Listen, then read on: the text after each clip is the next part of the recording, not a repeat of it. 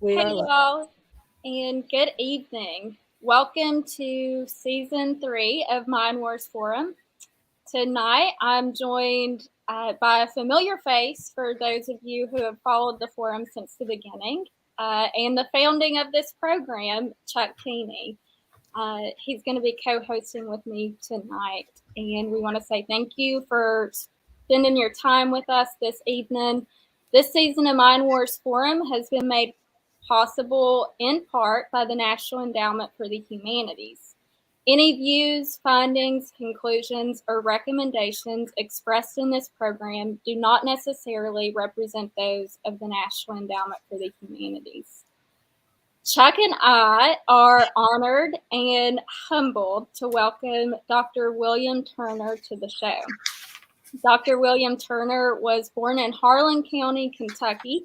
He's the son, grandson, brother, and nephew to many Kentucky coal miners. Dr. Turner has done astounding research of African American communities in Appalachia, along with a host of other studies on marginalized communities across the country. I know that he's been pretty busy in this last year. He just published a book called The Harlan Renaissance, Stories of Black Life in Appalachian Coal Towns, which has been nominated for the 2021 Weatherford Awards. We're going to give you some links on how to purchase that book at the end of the show. You should grab it if you haven't already grabbed it. And Dr. Turner was an inductee to the University of Kentucky's Hall of Fame in 2021. And he was a recipient of the 2021 Individual Mountain Heritage Award. So welcome, Dr. Turner. Thank you very much. Glad to be here. And Mate One means a lot to me because my father started working in a coal mine in Harlan County, Kentucky in 1938. But for 3 years prior to that, he worked in a coal mine in Mingo County, West Virginia. And so he knows Mate One very well. God rest his soul. Yeah. I wondered if you could start us off by talking a little bit about your granny. You talk about her in your book, and you say that she gave you an appreciation for history, and curious how she did that. No problem. I was fortunate because my mother, typical of a lot of Appalachian women, my mama was born in Harlan County in 1924. And my mother had 5 children from the time she was 16, and I was born when she was 24. And I was the 5th child. So my mother had 5 children in less than 8 years, the first 5 of us. And I think her mama, my grandmama, who, you could throw a rock from our house to Granny's house is just across the alley, as we'd say. So I think my grandmama understood that her youngest daughter, born in Benham, Kentucky, had these 5 children. As Dad would say, y'all were in diapers at the same time. So I went to live with my grandmother when I was less than 2. And Granny took care of me until I was 7. And then one of my brothers born after me, whom I'm about 5 years old, he went to stay with them, and he stayed with them the rest of his life. But I mean, they were right down the street till he got out of high school.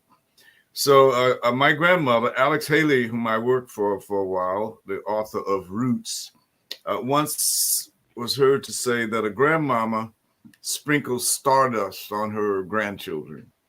And I think that's quite appropriate to what she did. My grandmother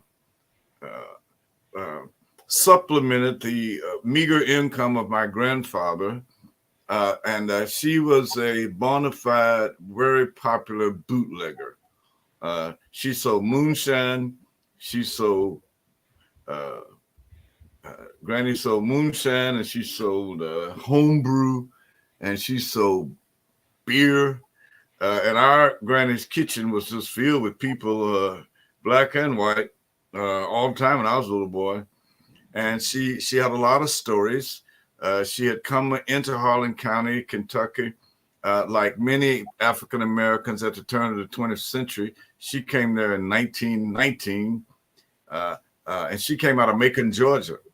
But just like in West Virginia, most of the African American people in my neck of the woods in Harlan County, Kentucky, and in places in Perry County, Kentucky, like Hazard, and places such as Pikeville in eastern Kentucky, and Wheelwright and Jenkins and McRoberts and the coal camps that I'm familiar with, and certainly in southern West Virginia, like Gary and Welch and Keystone and Kimball and all those places. Those black folk came out of their grandmamas. If they're my age, I'm 76 years old. So my grandmama and them came out of the deep South after being sharecroppers because their parents had been enslaved. My grandmother was born in 1896. And so she was the one who gave me an appreciation for history because she constantly told these small little stories about what it was like growing up in rural Georgia in the early 1900s, 1890s, and how she got up there in what she called this place that she said when she first arrived in Harlan County, and they said it was the end of the line. She said she thought it was the end of the world because she had never seen a place bound by such high mountains on all sides coming out of Georgia. So I sat at the knee of this old lady, much in the fashion that you may remember in his book called Roots, how Alex Haley learned listening to his grandmother and her sisters, and there these older black women talk about their younger days. While my granny was not able to share too much with me past her own parents, but that would have taken us back to the 1850s right there. And she certainly knew her grandparents too. So I got a lot of firsthand information from her about growing up black in the South. And of course, but she lived to be 103, and she died in Harlan County. And she lived there from the time she moved there when she was 18. She came there to be a domestic servant in the house of one of the bosses there in that mining camp called Lynch, owned by United States Steel.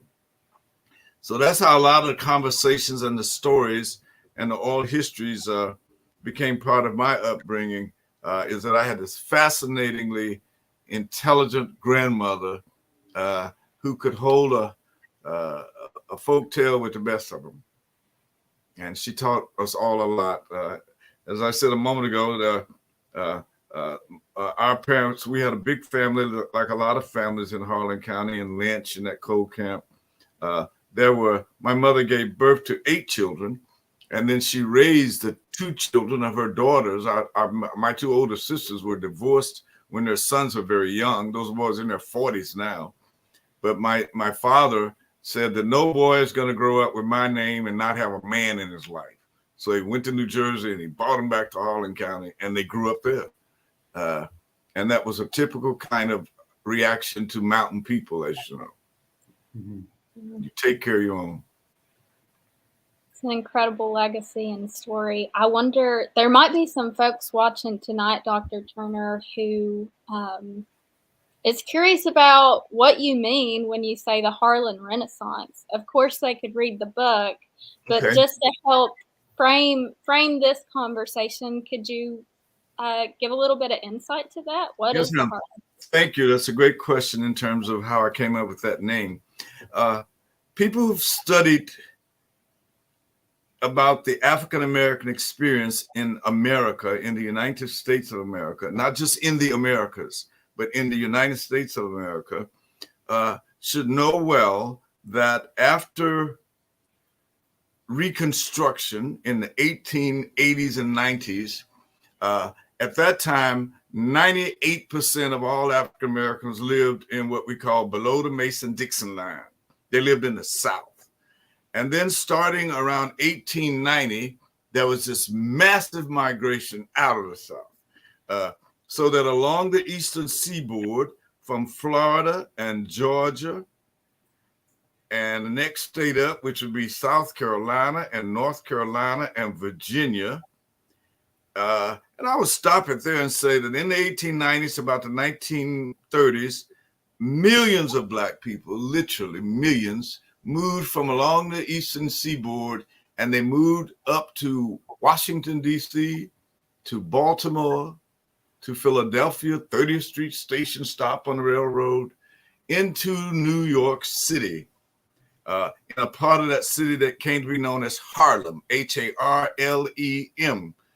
And then they went on up to Boston and the whole coast, so that there was a point, and to a great extent now, the highest concentration of African-American people is still in the city of New York called Harlem, Harlem. In the 1920s, at the peak of that migration, emerged a phenomenon that came to be known as the Harlan Renaissance. It was the epitome of Black arts and culture and music and poetry and literature and political activism in the face of a man named Marcus Garvey.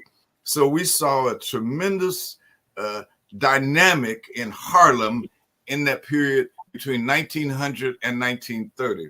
Now, similarly, I came from a place, an iconic town, Harlan, Harlan, Kentucky. Harlan County, USA. People know about that. People know about Butcher Holler. A lot of people know about Harlan in terms of its moniker during the mining wars in that era. In the 1930s, we had some mine wars in my home county in what we call the Battle of Evarts. And in fact, the county became known at that time as Bloody Harlan. So that I write about in my book, this Harlan that I grew up in, the Harlan County, Kentucky, in that part of Kentucky, in its far southeastern corner, where Kentucky intersects with Southwest Virginia, what they call far Southwest Virginia. And then up above that, as you know, West Virginia comes down into a nice little valley in here between Kentucky and Virginia, and then southern West Virginia is a space I came to call in my book West Virtucky. West Virginia, Virginia, and Kentucky. There are a lot of physical, cultural, and historical parallels between West Virginia and the south of West Virginia, in the eastern part of Kentucky and southwest Virginia, thus that place called West Virtucky. So I wrote about the Harlan Renaissance, the rebirth, the regeneration, the boom period of coal mining in eastern Kentucky, which brought all of these Black people in that part of the South. And we used to love to say, in Harlan County, we lived in the blackest town for miles around, except when you went to Gary, West Virginia. Because as y'all know, the United States Steel also owned Gary, West Virginia. United States Steel had interests all over southern West Virginia. And United States Steel employed my father for 48 years in Harlan County. And we used to leave Harlan County and come over to Gary and play the Gary Negro High School football and basketball when I was in high school. So much was the intersection between our families. We had cousins that grew up in Beckley, and one of them retired from the Marine Corps and a job as a trucker in New York City. And he came back and moved back into old home place in Beckley. His name is Turk. He's 87 years old. He lives there right now. He's probably riding around somewhere with his big old truck up there at this very moment.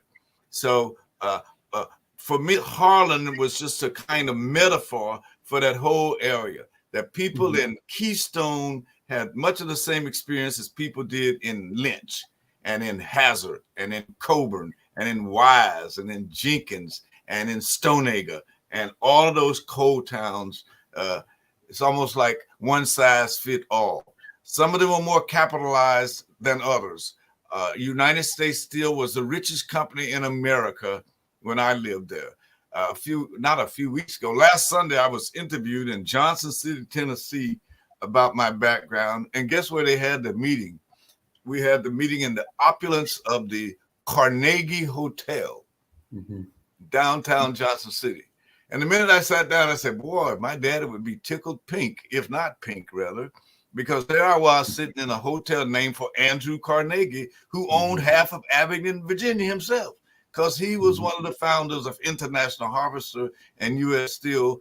The guys who owned the coal towns of Mingo and Harlan and all those places, they were the equivalent in the early 20th century to Jeff Bezos. They were equivalent to the richest people in America because U.S. Steel was Amazon back in those days. So it wasn't all poor and pitiful like a lot of people think it was. Right.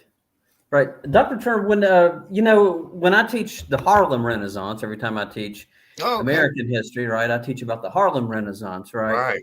And you can't talk about the Harlem Renaissance without talking about the music. I try to have my students listen to like Louis Armstrong or Bessie Smith or some of the stuff that's coming out of Harlem. I was trying to think of if you're talking about music of Harlem Renaissance or music that's associated with the Black experience in that region of Appalachia. Just kind of as a teaching tip for me, do you have any recommendations of something that you would have students? I was thinking about maybe, there's some blues artists like Pink Anderson, but do you have any recommendations for what I could how I could introduce my students musically to the Black experience in Appalachia, Central particularly? I think that there's a fellow that jumps out at me immediately. He's rather current, but he's passed away. He's in the period of our lives. And this was Bill Withers. Yeah. I think it could teach a lot about West Virginia. Bill Withers came from Slab Fork, West Virginia. Mm-hmm. He was a coal miner. His dad was a coal miner. And as you know, he made famous Lean on Me When You're Not Strong. Mm-hmm. He made Grandma's Hands. So he did a lot of music which had its roots in his upbringing in southern West Virginia. I think also when you mentioned Bessie Smith, Google sometime a song called Black Mountain Blues. Mm-hmm. Bessie Smith made that song famous. She was called the Queen of the Blues. She was to the blues in her era what Aretha Franklin was and what Beyonce is now. Bessie Smith was the stuff. Bessie Smith grew up in the Appalachian part of eastern Tennessee, down around Chattanooga, quite near Lookout Mountain, Tennessee. And that Black Mountain Blues resonates quite well because she said it was about a coal mining town that she visited. Well, it just so happens that there's a little village outside of Everett, Kentucky, and it's called Black Mountain. Of course, there's another well-known Black Mountain, which is right next door to Asheville, North Carolina. It's called Black Mountain, North Carolina. There was a singer from that era that lived in that era, an Appalachian woman whose name was Roberta Flack. You're familiar with her, I'm pretty sure. Mm-hmm. Think of Nina Simone. Nina Simone came out of Western North Carolina, one of the greatest jazz singers, folk singers, hellraisers that ever lived was Nina Simone. And she grew up in Western North Carolina. But I'd like to mention something I have the blessing of being involved with right now with an ethnomusicologist, Dr. Ted Olson at East Tennessee State University. Ted and I are doing a podcast for the Great Smoky Mountains Association called Sepia Tones, where we are studying the influence of people like Blind Drake, Benny McGee, Ella Baker, Elizabeth Cotton, Louis Bluey, Howard Armstrong, Sparky Rucker, Ed Cabell, who came out of Ekman, West Virginia. There's a whole host of people, Bill Livers, people who influenced the Carter singers, let us say. Someone once said to Charlie Pride, he was walking out of his first recording in Nashville in 1965, I think it was. And some fellow who by accident of birth happened to be white, he said to Charlie Pride, said, "Charlie, you know something, buddy? You sound like us, but you look like them." So what I'm saying is there were a lot of black artists in the country music tradition, in the Appalachian tradition, who sound like whoever y'all is. You know, because see, my dad, if I'm sure you guys can find black people there in certain parts of West Virginia, maybe not everywhere, but I know you can find a few in Keystone and down around Princeton. And if you close your eyes and you listen to their tongues, you would not think they were African Americans because they don't sound black. My daddy said nat and rat and fat and ass, right? And he had some cars on his truck, and there was a fire up on the side of the hill. And my father, my friends, just said, "Man, your daddy sure do sound like a white man." I said, "Well, Daddy grew up in Coburn, Virginia. That's all he ever knew." Then he went to Grundy, Virginia, and then he went to Matewan, West Virginia. Those are the only dialect he heard all his life. My father probably went out of Eastern Kentucky when I took him to Berkeley with me in 1980. I went to a lecture on blacks in Appalachia in 1986. We had published a book called Blacks in Appalachia, just a reader, nothing but an anthology. And Dad went to California with me, and he really couldn't, people were saying, "Wow, I've never heard anybody talk like that." But there are a lot of dialect in the African-American tradition.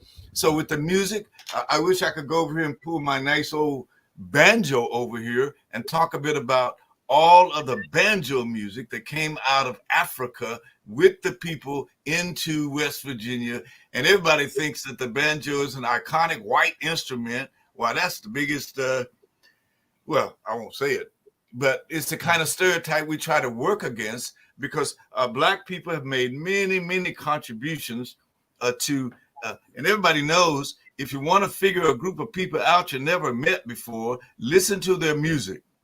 They'll tell you most you need to know about them. I even go so far sometimes as to say that part of what we see in the social dynamics of the African-American urban community right now, some of these pathological things, is reflected in the music. Just listen to some of the music that those kids have been listening to for 20 years. So just go and listen to some of that music we listened to in the Temptations and the Four Tops and Stevie Wonder. And Marvin Gaye was singing about what's going on to reflect what was going on in the 1950s and 60s. Temptations music is quite different than 50 Cent music.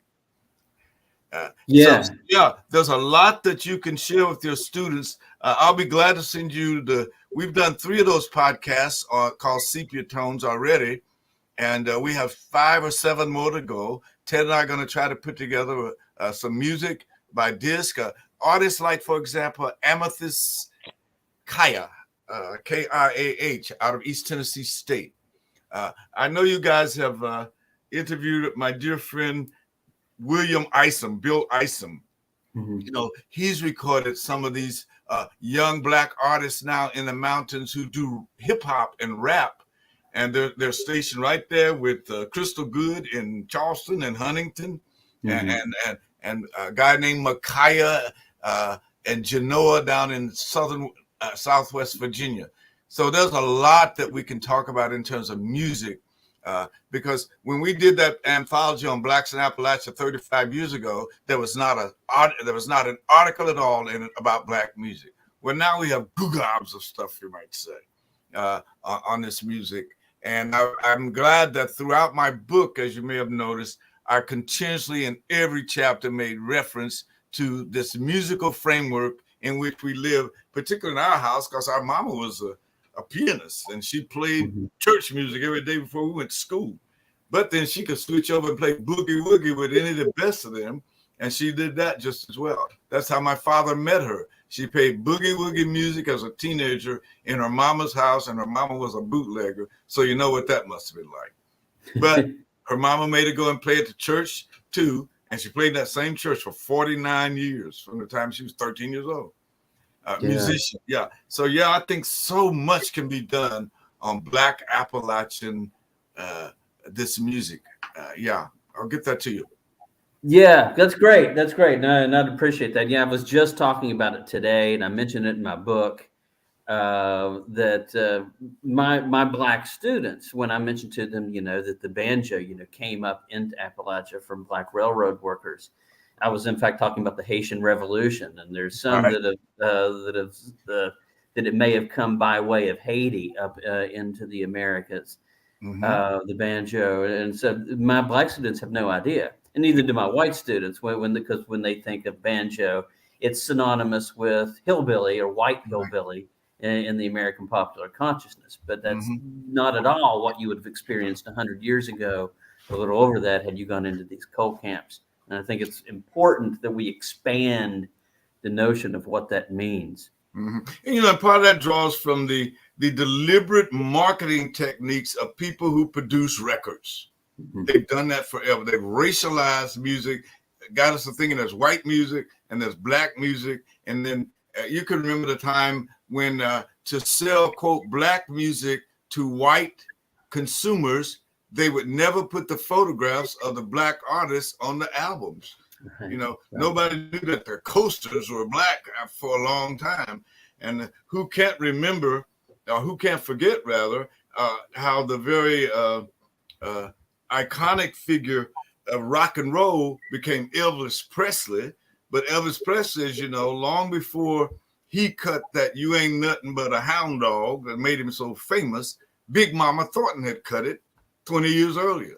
And so Elvis knew when he went into Memphis, he was going into the birthplace of Southern music.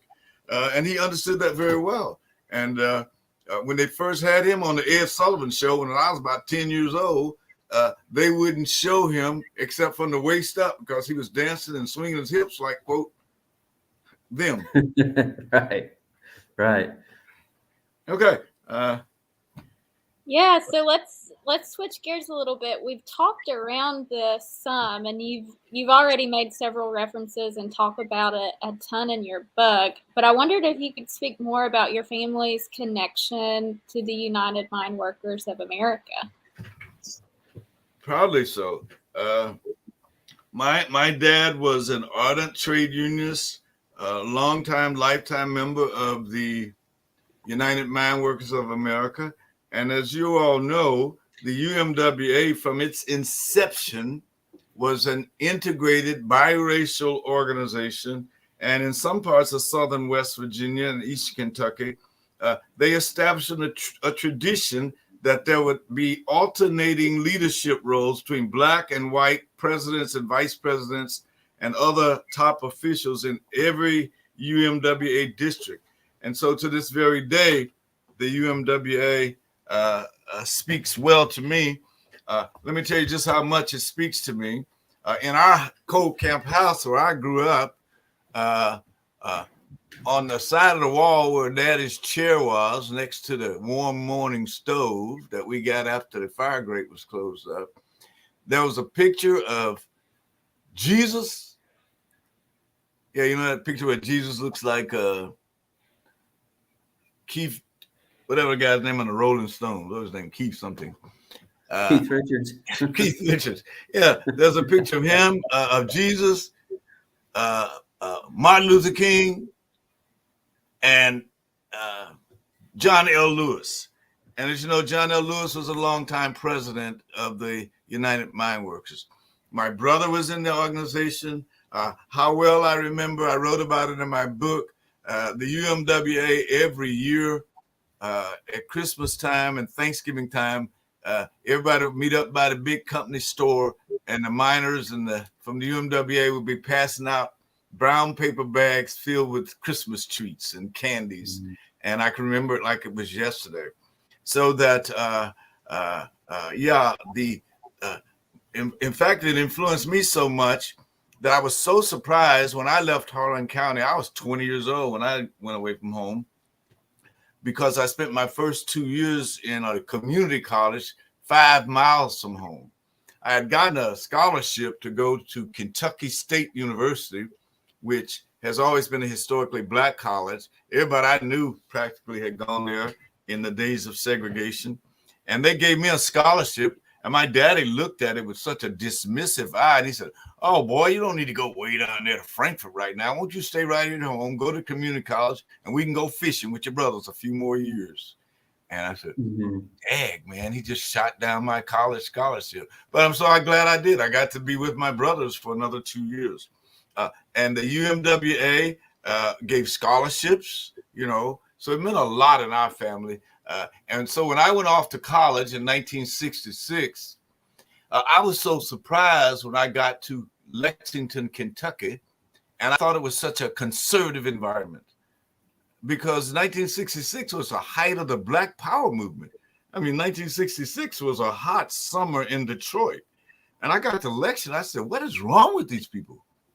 And I finally discovered in my studies that it essentially was a horse town, Lexington, Kentucky. It was essentially a genteel Southern community that prided itself on everything stayed pretty cool.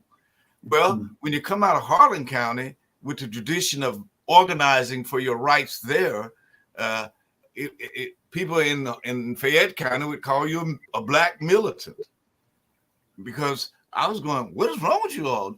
What are we doing here? We established a Black student union. We picketed the games of Adolph Rupp, who had said he didn't want to have any Black basketball players. He said that to me when I was 21. I said, okay. And so we picketed every one of his home games. And, maybe there's a lot of young folk on the line here who have no idea who Adolph Rupp is. But when you picket a basketball game over a race issue at the University of Kentucky in 1966, that's the UMWA coming out of it, because that's like saying there's no Jesus, and you burn an American flag if you would dare picket at a UK basketball game in 1966. But I come up in a tradition of people who stood up for their rights. And so it kind of came natural to me. I never thought about it twice. I was surprised when they inducted me into their Hall of Fame, because they reminded me of what I used to do as a student. And I'm very glad I did it. And I think you'll find that kind of spirit of activism very alive right now. I was so amazed and honored back in 2020 when I saw Black Lives Matter signs carried about the George Floyd murders, and I saw them doing it in Keystone, West Virginia, and there was 500 kids marching down the street of Hazard, Kentucky, and only 50 of them were Black. So these white kids were just all over the place, marching, picketing for human rights in a way that you never would have seen whites do in my generation when I was 20 years old. So I think that the spirit of activism and whose side are you on lives well in West Virginia, in Eastern Kentucky, West Kentucky. Yeah, you mentioned protesting and that tradition of being militant. It was kind of like second nature to you. When you talk about lynch, there's a lot of things I would love if we had time. I know we don't have time tonight, but there's a lot I would love to talk to you about in this book. But one of the things that when you mentioned, Rupp, who didn't want the team to be integrated there at Kentucky. But one of the things that's really fascinating to me, when I teach about school integration in Appalachia, like some of my students are a little surprised to find out that a number of Blacks in McDowell County didn't want integration. And when you write about it, you talk about the school at Lynch in real affectionate terms. You talk about it being a center of community and how every month was Black History Month in that school, right? And all of these really wonderful, affectionate things you write about that. But you say it fell victim to integration is the term you're using. Now, I would love for you to talk about that, about how school integration, how it impacted the Black community, and because it's a complicated issue, and yes. A lot of people that are listening, when they think about school integration, they automatically might think, well, that was a good thing, but they may not understand the subtleties of it. I'd love to hear you talk about that.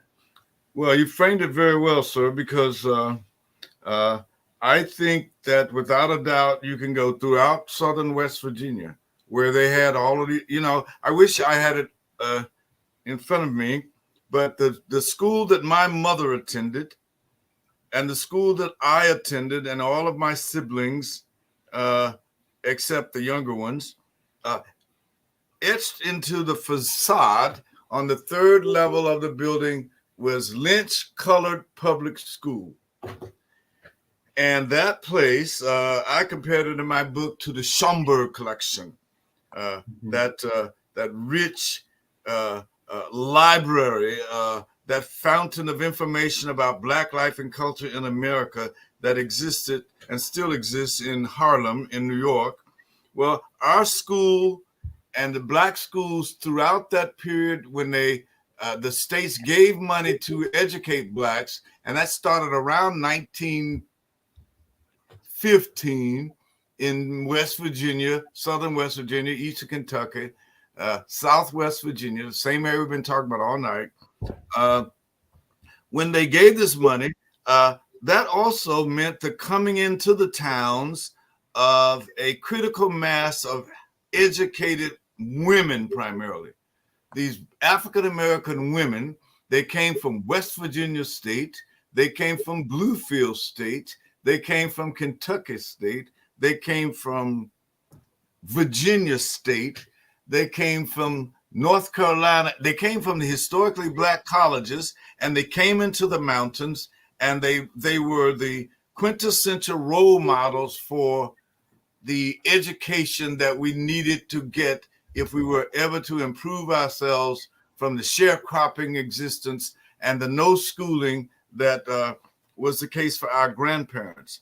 So imagine something so central to the community as a school, the colored schools, as they called them, in Johnson City, in Kingsport, in Knoxville, in Beckley, in the Rosenwald schools in West Virginia. All of these schools, they were the very heartbeat of these communities, because there were no other Black role models for achievement except our teachers, and I'll say this without fear of much contradiction, our Methodist Black preachers in the AMEZ churches, because you could be a preacher and not have a college degree in other churches in our tradition, in many traditions, but the Methodist preachers would always seem to go to college.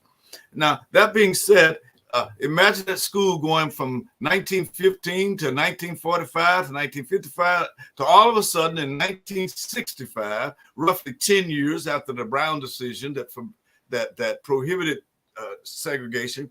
So for a 50-year period, you had this institution called the school. And all the Black kids gathered at that same place every day. And we saw the iconic pictures that most people don't see these folks until February, when they see pictures of Blacks in antiquity, we'll say, and so who invented this, and so who invented that, and Madam C.J. Walker, and all of these pictures we see this month. Well, we saw them every day because they were in the hallways of the colored schools consistently everywhere. Mm-hmm. So then, bam, all of a sudden, they shut them down. And there was a kind of centrifugal force that was going on, so that when they stopped them, a lot of things just flew off to the side. They got rid of our trophies. They got rid of our teachers. The Black teachers were gone from these spaces within 5 to 10 years. By 1975, there were virtually no Black teachers in Harlan County, Kentucky, and in most of Kentucky, because when they integrated the schools, the white school had a chemistry teacher and the Black school had a chemistry teacher. When they integrated the schools, which one of them do you think they kept to be the chemistry teacher? Right, the white guy. Which one of them do you think they kept to be the football coach? You see? And so what you ended up with, I'll bet you if you go through some of your towns around Matewan or wherever you live there in West Virginia, Beckley and these places, right now probably one of the biggest problems they have is what they call the achievement gap between Black and white students. And one of the reasons for the achievement gap between these students is that there's a gap between who's teaching these students. Mm-hmm. You know, there are very few teachers, white or Black, and particularly I would just kind of say flippantly, white teachers who can go in and teach Black and white students what you can teach them because you've studied it.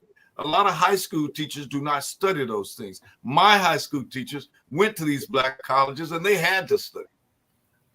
So you see, another thing that really happened, and I think it hurt me personally and thousands of others, and that was when they closed our school, I was in the 11th grade. I had pretty good grades when I was in the 11th grade, and I was vying to be the president of my senior class, and I was going to be the valedictorian or the salutatorian one. Do you know what they did? They didn't let us. They didn't consider my grades from the colored school, the 11 years I went there, because they said that was an inferior school to the white school. And so I couldn't be in the National Honor Society. I couldn't be in the Beta Club. Not only that, I'm about the only one on the screen tonight who didn't get to go to a high school prom my senior year because the town fathers didn't want any race mixing. That's what they said. Yeah. We didn't go on a senior trip because they didn't want the black kids and the white kids mixing like that. That's what they said. You see, and the they meaning there were never any black people on those school boards, ever. And they made the decisions. And the school board was like, it was like that. So one thing about it, though, they really did a great job of integrating the black athletes. Now, they took them and took care of them. Mm-hmm. You know, I'm serious. The average black Joe kid who was just making a B average, they were on their own, because back in our old color school, our teachers saw to it, boy, you're going to school, you're going to college. And I have many oral histories where I've talked to people, and their teachers would say, well, you should go to a community college because I don't know if you could make it at Charlottesville or up at Morgantown. And these subtle kinds of things that began to happen, they've accumulated over the 60 years since then. Mm-hmm. So that now, speaking of music, I was speaking the other night and I took out some money out of my pocket, real showboating thing. And I asked 5 young black kids to come up to the front of the program, rostrum or whatever you call it there. And I handed out these 5 $100 bills. And I said, you can keep the money if you can sing the Negro National Anthem for me. You remember, lift every voice and sing. And you know what? I kept all my money. Yeah, I was wondering if you... Because nobody teaches them that. Right. They don't have a clue. And that song was kind of like the national anthem, Oh, Say, Can You See? And for example, another illustration of the loss of culture, you know, in my book, I talk a lot about losses. We used to have something every August called August the 8th. I know that sounds redundant, but it was a special celebration because that is when we celebrated the freedom of the slaves, as we heard it in Kentucky. The word came in on August the 8th, but Lincoln had signed the Emancipation Proclamation on January the 1st. But they didn't tell us until we didn't have Snapchat, we didn't have Twitter, we didn't have Facebook, Instagram, we didn't have any cell phone, we didn't have nothing to turn to except the white folks told us 8 months later, oh, you're free now, buddy. Now, they got the word a lot quicker, as you might remember, in Texas, because now here I live in Texas, by the way, y'all. I'm not talking from Harlan County. I live in Houston. But down the road from us here in Houston, about 60 miles, was where the first Juneteenth celebration was held. June the 19th. They call it Juneteenth. It has now been turned into a national holiday. I wish they would kind of merge it with Black History Month so I wouldn't have to drive up to Wheeling in the snow to go and do a speech next week. But, you know, we're stuck with February because Carter G. Woodson, a West Virginian, who came up with Black History Month in 1923. He put it in February to honor the birthdays of Abraham Lincoln and Frederick Douglass. I get a little excited about that stuff. But yeah, man, if you go and talk to anybody over 60, I would say, and maybe you might have a good, but anybody in my generation, Black, you go ask them over there in Keystone, and you ask them in Princeton, and you ask them in Beckley, and you ask them in Bluefield, what was it like when y'all had these colored schools? Most of them would tell you it was fabulous. There was nothing wrong with what we were doing. We're not Neanderthals. I'm not a Neanderthal. I'm not for separate but equal. No. But when they integrated these schools, when we all came under this so-called one canopy, they literally threw away most of the stuff that the black people had spent so many years building up. And it's the human factor where the administrators and the staff, all of a sudden, all the black people were gone. And quite frankly, I have done some studies on it in Eastern Kentucky. The college going rate of African Americans in Eastern Kentucky went down precipitously after the schools started integrating. Now you explain that.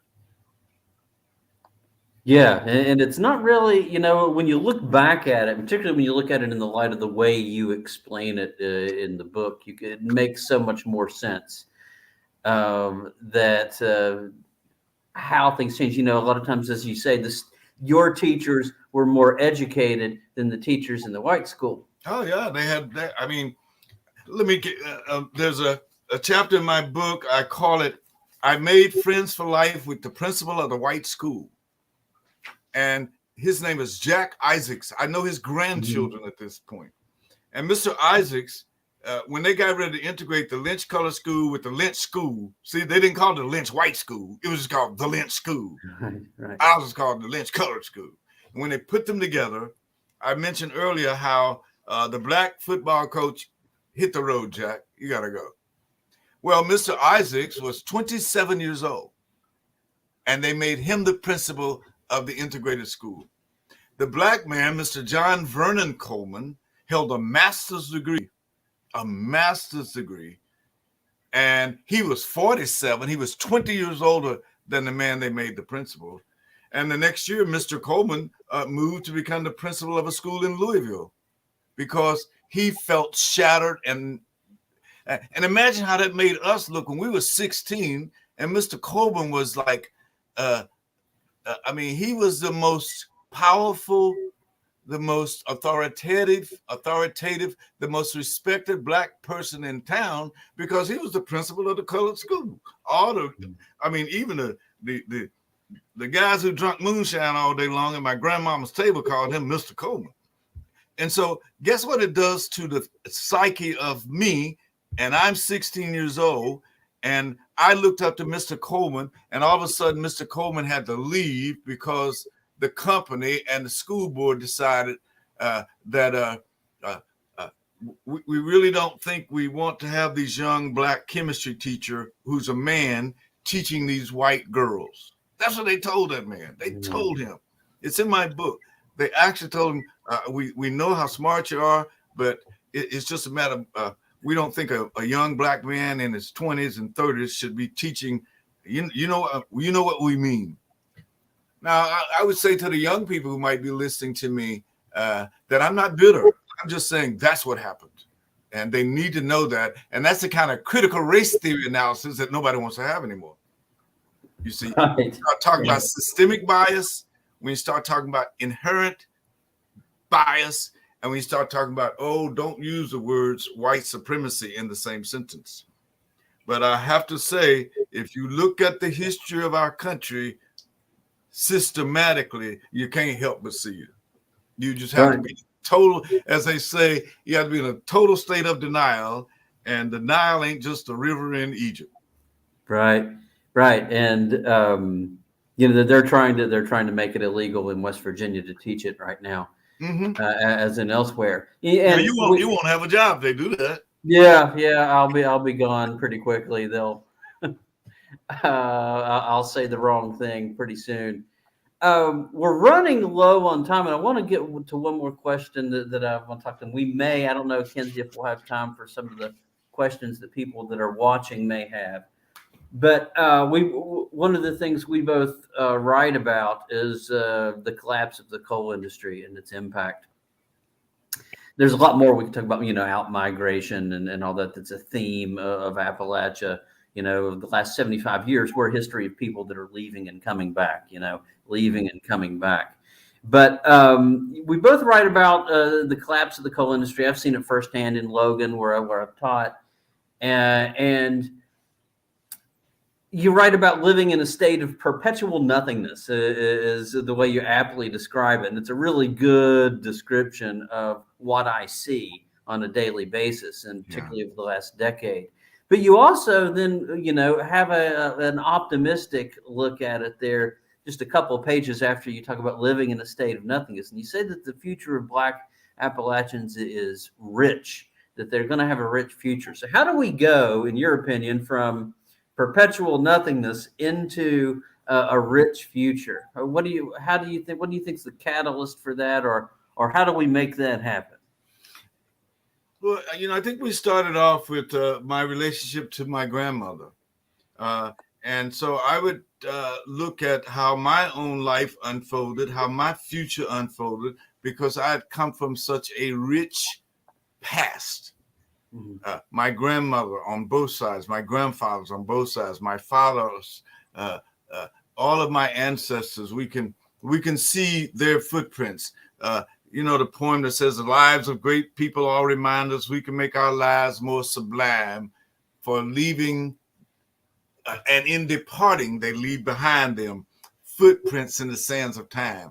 So I think in Appalachia, our future, all we got to do is look back at these footprints and see that throughout Appalachia, the Black footprints and the white footprints are very deeply steeped in we don't give up. We are a people who can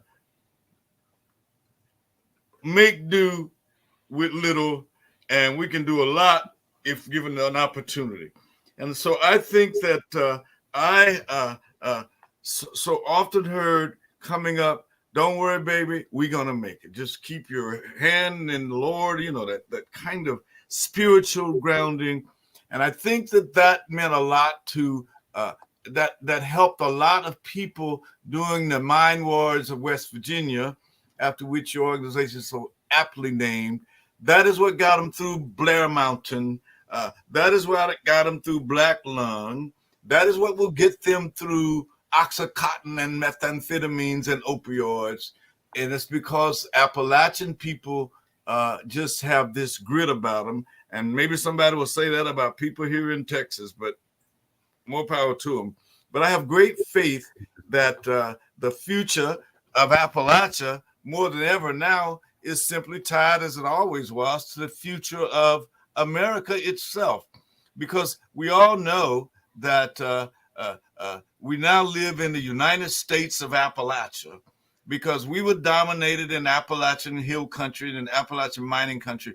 We were dominated by these 1 or 2 or 3 big coal, timber, and mining operations and companies. And now all of a sudden, the entirety of the United States is one big company town. We all are bound by a kind of common destiny. And I think that the future of the young people in Appalachia is stay at home, because in some sense, the places we used to migrate to the promised lands of Detroit and Cleveland and Atlanta and all those places, we would go into Pittsburgh out of West Virginia. Well, in many of those places, there's not as much room to go to anymore. So you may as well stay where you are. And what more beautiful place physically than where we are, except where it's been all torn up by mountaintop removal.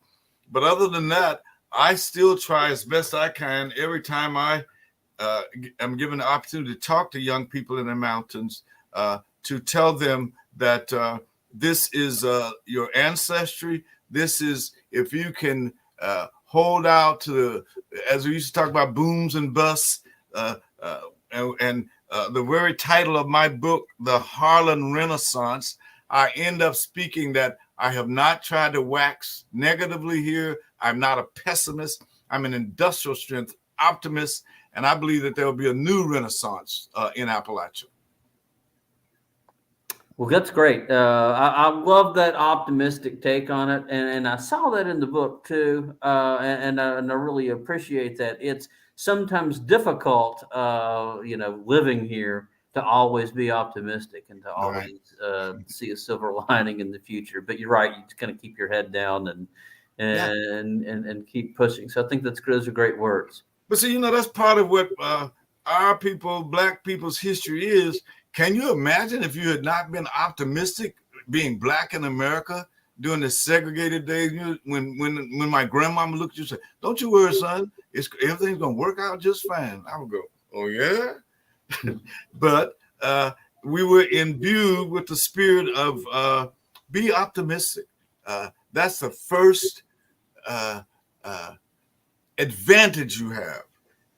That in the most foggy night, you got to know the sun's going to come up in the morning. Mm-hmm. There's a brighter day ahead, they used to sing in my old Baptist church. And what better time that we might do that than right now? I mean, because every place, given the interconnection of us all globally. Mm-hmm. Yeah. Okay. I'm just carrying on and on here. Thank you. No, I'm enjoying it. I'm enjoying listening to you talk. Kinsey? Yeah, this has been great. Unfortunately, we're at 8:00 and all good things must come to an end. Dr. Turner, thank you so much for spending your evening with us, sharing your insights, your stories, your expertise, your optimism. It is so inspiring for young folks like me who are staying in Appalachia. Thank you. And want to build a better and brighter one. You've had an astounding career, one that you keep building, and it really is an honor to have you on here tonight. And I hope we find opportunities to work together in the future. I want to say thanks to Chuck for co-hosting. Thanks to Kirsten Uten, who is like behind the scenes. You can't see her, but she's supporting us in tech tonight. And as always, thank you to the members of our museum who support us in this work every day. And thanks to our listeners for tuning in tonight.